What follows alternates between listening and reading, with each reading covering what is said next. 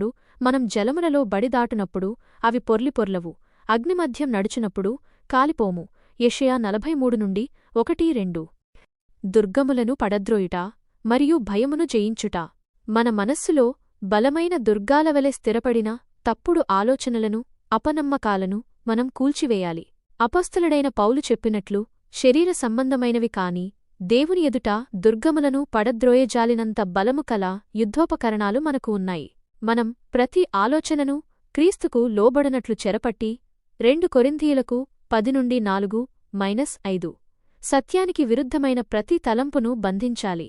ఇలా మనం విశ్వాసంతో ముందుకు సాగడానికి ప్రధాన అడ్డంకి భయం.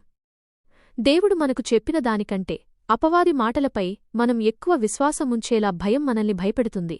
భయం అనేది తరచుగా విజమని కనిపించు అసత్య సాక్ష్యం. ఈ భయమును మనం ఎదుర్కొని దానిని భయపెట్టగలగాలి.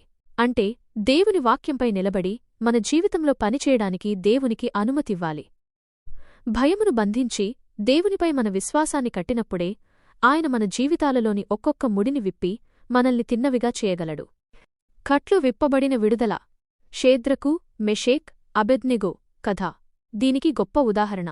మండుతున్న అగ్నిగుండంలోకి పడద్రోయబడినప్పుడు దేవుడు వారిని రక్షించగలడని వారికి తెలుసు. ఒకవేళ రక్షించకపోయినా వారు దేవునికి నమ్మకంగా ఉంటామని నిశ్చయించుకున్నారు.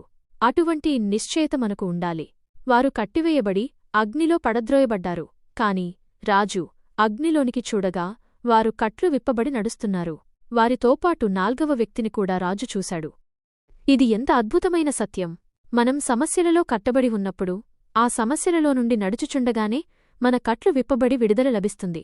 మీరు ఆ అగ్నిగుండా బయటకు వచ్చినప్పుడు మీకు కాలిపోయిన వాసన కూడా అంటదు. సమస్య మిమ్మల్ని నాశనం చేయాలని ప్రయత్నించినా దేవుడు తన వాగ్దానాల ద్వారా మిమ్మల్ని సంరక్షిస్తాడు.